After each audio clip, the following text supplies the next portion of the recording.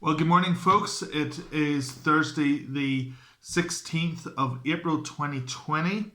As I was reading my Bible this morning, I was reading out of Psalm 25, and verse 7 and 8 really struck me. Remember your mercy, O Lord, and your steadfast love, for they have been of old. Remember not the sins of my youth and my transgressions. According to your steadfast love, remember me, and for the sake of your goodness, O Lord. And what struck me was that in one verse, David's saying, God, remember. But in the next verse, he's saying, God, don't remember. And it's a remember this, but don't remember that. And as I did a little bit of digging into it and what he was saying, I mean, some of the stuff that came out, I thought, oh, that's just so cool. So whenever it says, remember your mercy, O Lord, the word there for mercy, some of your translations will translate it tender mercies. The word there for mercy in the Hebrew is rachem, which literally means your compassionate compassions. I mean, isn't that brilliant? Remember your compassionate compassions, O Lord. Remember just how compassionate you are. Remember how incredibly compassionate you are. It's this double emphasis, which is just so powerful. Hold before you your compassionate compassions and your steadfast love.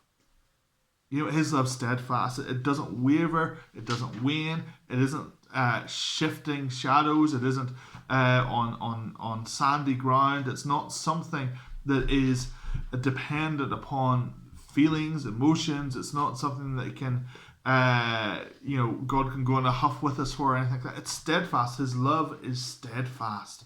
His love is steadfast and sure. Aren't you glad this morning that God has compassionate compassions and his love is immovable? Immovable love, compassionate compassions. Remember your mercy, O Lord, your steadfast love, for they've been of old. And so David is saying, listen, what has happened before with God can happen again. What has happened before, because his love is of old, his mercies are of old. Actually, in probably a better translation would be from eternity. So from before creation even existed, God was filled with compassion and his love was steadfast. And that's something that we can build our lives on, right? Is his compassion and his steadfast love.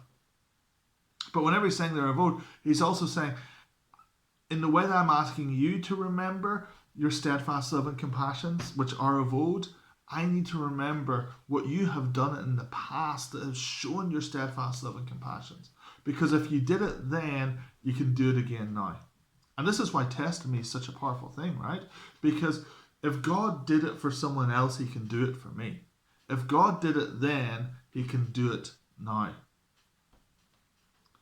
And then he says, remember these things, your compassionate compassions, your mercy, your tender mercies, your steadfast love, they're of old, but remember not the sins of my youth and my transgressions. Lord, forget my sins, forget my transgressions. Forget about them, because whenever you remember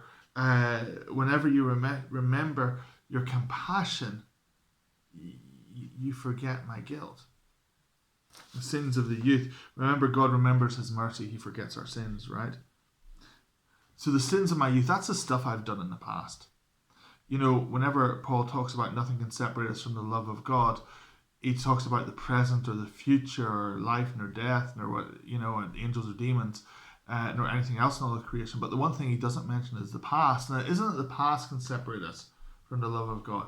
But as if we're living in the past, it's going to feel like we're separated from God's love. And so he's saying to God, listen, don't remember the sins of my past. That stuff that I've done in the past, forgive me from that. And don't remember my transgressions, the stuff I'm doing right now. You see, David, he was a man after God's heart, but he was a flawed individual. He had his issues. His family was a complete mess, and he had not only committed adultery, but he had actually murdered the Bathsheba's husband, who was one of his mighty men, by the way. And here we see the humility that David carries, because he says, remember not the sins of my youth and my transgressions, according to your steadfast love. remember me. For the sake of your goodness, O Lord. He doesn't appeal to his own merit.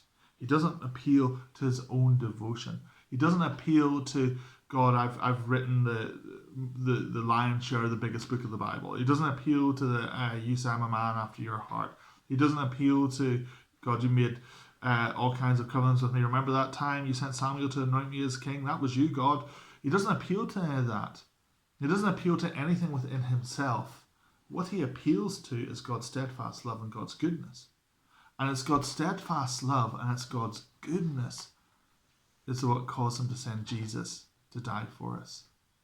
And it's only in Jesus that God not only forgives our sins, but he forgets our sins. He remembers them not. And it's in Jesus that he is constantly reminded of his compassionate compassions and his goodness towards us. So this morning, whatever you're going through, whatever issues, refocus your mind. Refocus your mind on Christ and remember the compassionate compassions that God always sends our way. Hey, bless you. Have a great day, guys.